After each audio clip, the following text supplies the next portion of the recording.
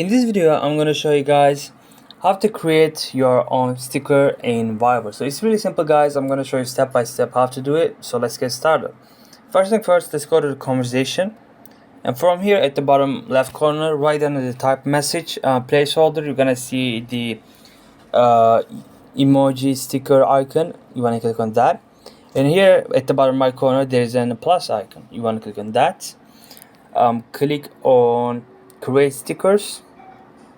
Now now we gotta enter a sticker name. Just type whatever you want. The description is optional. I'm gonna leave it empty. Click on the plus icon. You can choose create sticker from your gallery, from your camera, or just doodle. I'm just gonna click on gallery and then choose a random image. So now we got a bunch of options here, guys. You can play around with this to make your sticker look better. I'm just gonna leave everything as it is and click save sticker. Once you're done adjusting your sticker, guys, you gotta just click on the save sticker icon and click on create pack.